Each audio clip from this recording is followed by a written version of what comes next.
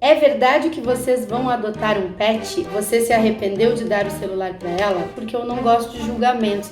Boca de sem vergonha. Vocês têm religião. Quanto que a gente ganha pelo YouTube? Oi, gente, tudo bem? Hoje eu vim responder algumas perguntas que me fizeram lá nos stories do Instagram. Aqui no YouTube, infelizmente, o nosso canal tá e continua e infelizmente vai continuar com os comentários bloqueados. Não sou eu que bloqueio, viu? É o próprio YouTube. O motivo disso, de acordo com o YouTube, é para preservar as crianças, já que esse canal mostra muito as crianças e por causa disso, então, não pode ter os comentários liberados. Até por causa disso, eu quis fazer esse teste de publicar um vídeo só eu falando aqui com vocês para ver se eu consigo liberar comentários, pelo menos nesse vídeo.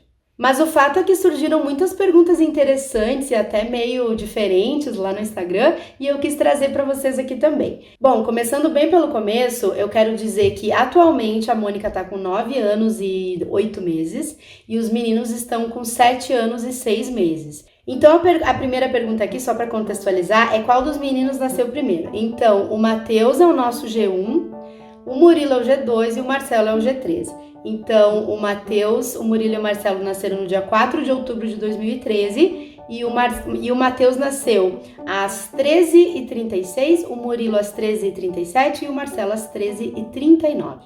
O Matheus é o mais velho e o Marcelo é o caçulinha.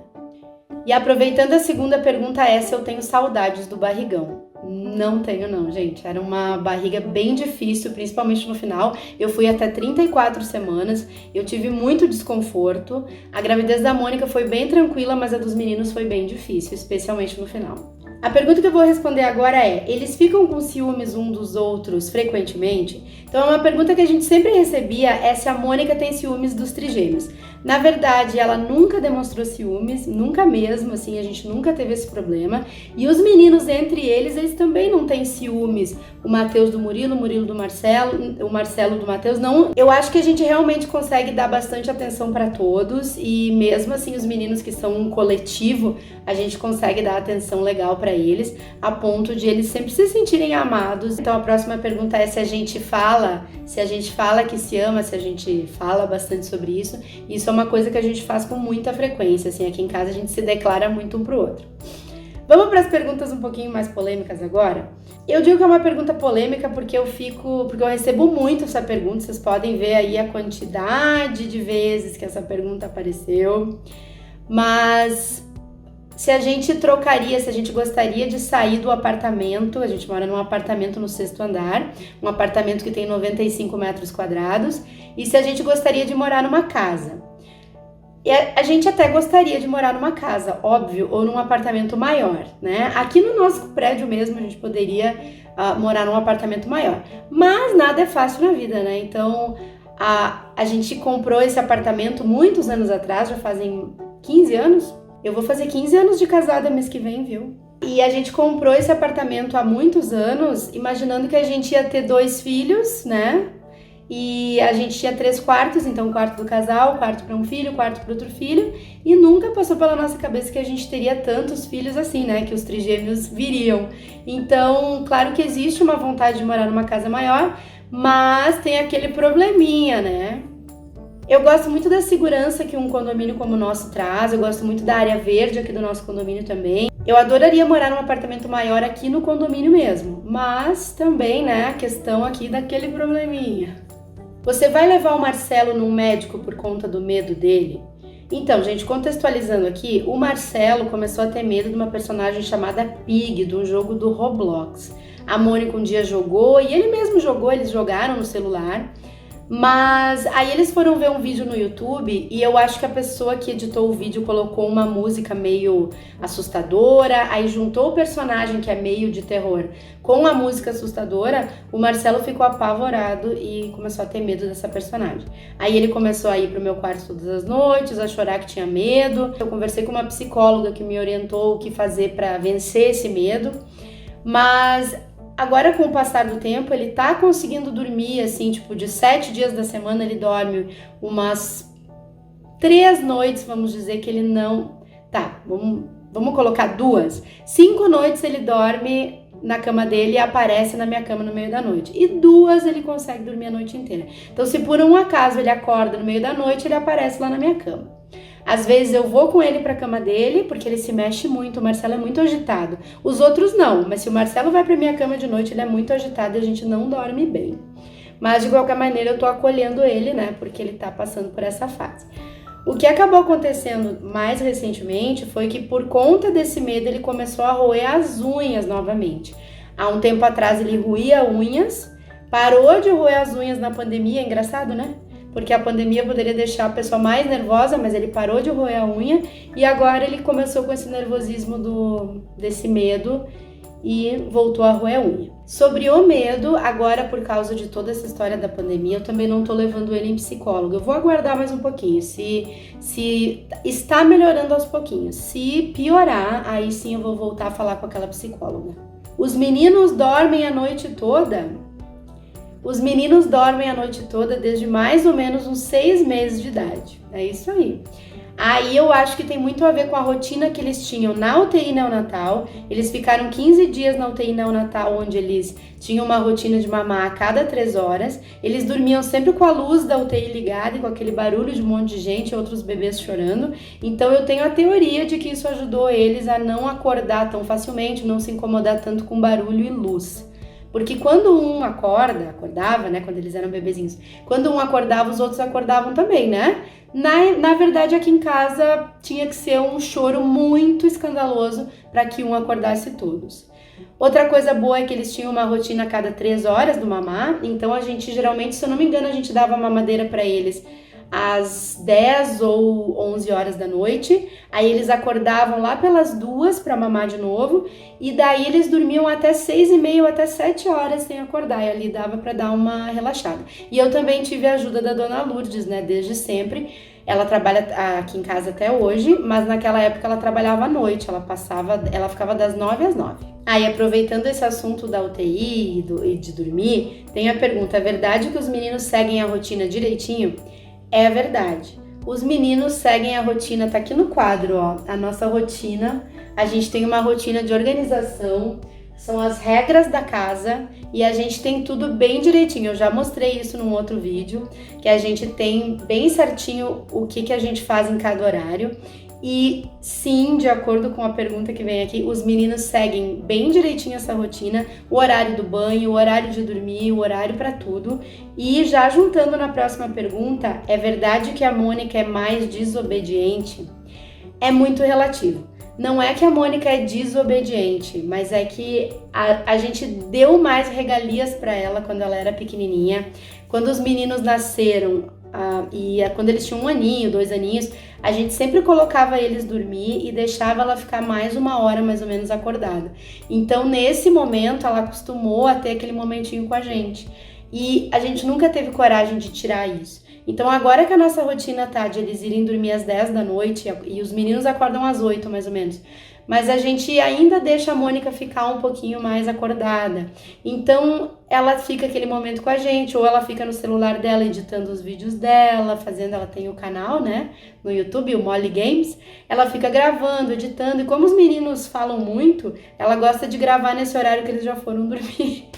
Então assim, é mais difícil sim, a Mônica tem menos, ela tem a rotina dela, mas ela negocia mais com a gente, ela é mais sapequinha, assim, ela dá uma negociada com a gente, ela pede, ela faz carinha de cachorrinho que caiu da mudança, sabe? E a gente cede um pouquinho mais às vontades dela, sim, é verdade. É verdade que vocês controlam o celular e os vídeos que eles podem olhar? Sim, a gente tem horário bem direitinho para o celular, só que como a gente colocou essas regras novas da casa, os meninos acabaram se desinteressando pelo celular, porque eles resgataram algumas atividades que eles faziam antes.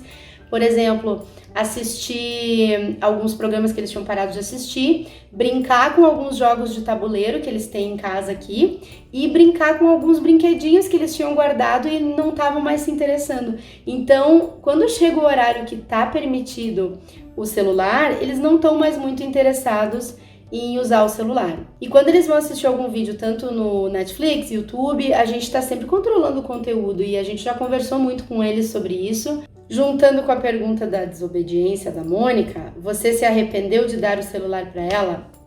Ai, gente, um pouco sim, tá? Não vou dizer que sim, né? Mas eu acho que é uma coisa totalmente natural, que uma hora ela ia ter celular, começa a se comunicar. Eu gosto muito que eu consigo falar com ela pelo WhatsApp quando eu tô lá na minha sala de aula.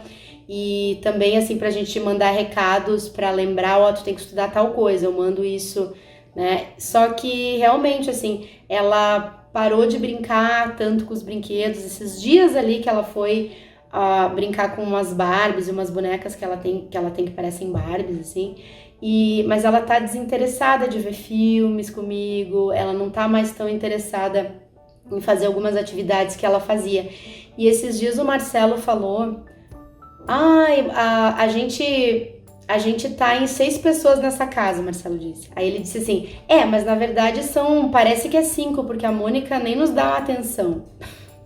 Sabe que ele tem até um pouco de razão ao falar isso. Ela tá ultimamente muito interessada no celular dela, no canal, no TikTok, e daí acaba dando menos atenção para nós. Mas, né, eu também não quero cortar todas essas coisas que ela tá aprendendo tanto. Tem o lado positivo de tudo isso. Ela aprendeu a filmar, ela aprendeu a editar, ela tá exercitando muito a criatividade e é uma coisa que ela gosta muito. Então, até assim, eu também vivo fazendo coisas na internet, eu não quero cortar isso dela. Mas a gente muitas vezes diz pra ela: ó, filha, hoje agora larga o celular que a gente tá precisando estudar, a gente tá precisando botar até a conversa em dia, né? Agora, outro assunto que eu já comecei a tratar aqui no canal, mas nunca me aprofundei muito, é com relação às consultas da Mônica na endocrinologista. Aqui a pergunta é: a Mônica já menstruou? E tem uma outra pergunta: a Mônica já sabe sobre menstruação, né? Eu já expliquei pra Mônica sobre a menstruação, sem entrar muito em detalhe em pra que ela serve. Ela tem 9 anos e 8 meses, como eu disse, né? 9 anos e 8 meses.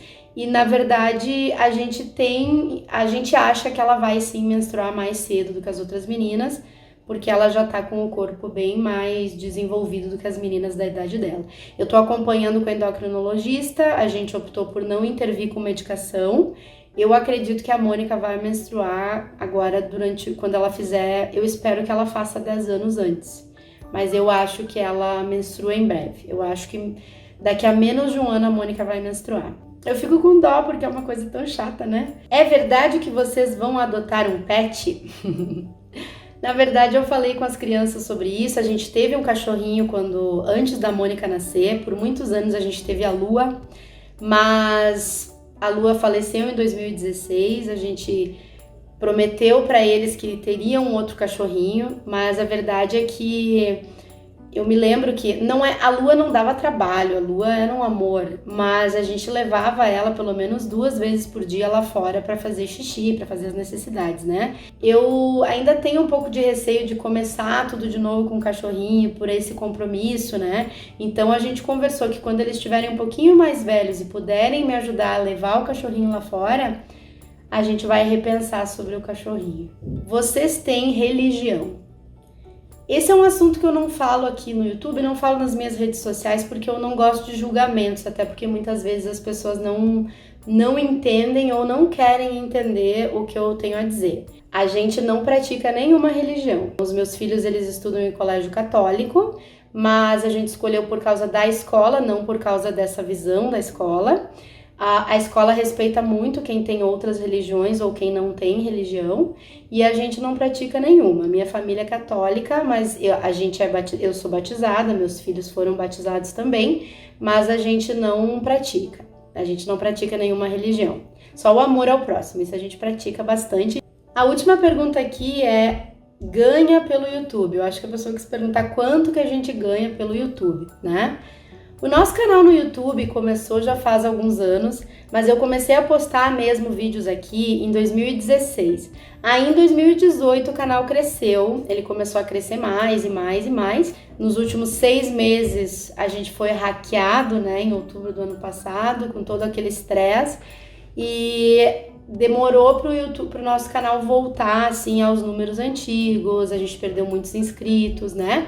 Mas enfim, estamos aí com 189 mil inscritos. Os pagamentos que o AdSense faz do YouTube, né, pra quem tá interessado em canal no YouTube, é que a gente ganha a cada 1000 visualizações.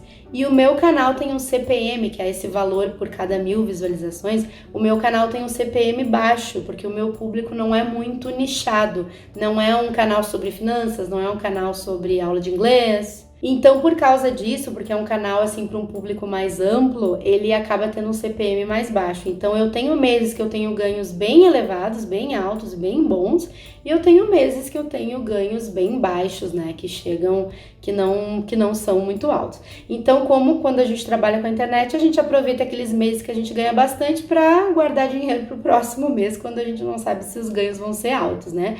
Mas a minha principal fonte de renda são as aulas de inglês, né? Eu sou professora de inglês e a gente tem o Instagram também, algumas outras participações na internet. Eu também escrevo alguns textos, às vezes, né? Que eu recebo por eles. Mas, gente, eu fiz esse vídeo, assim, respondendo perguntas, realmente porque eu sinto muita falta de conversar com vocês através dos comentários.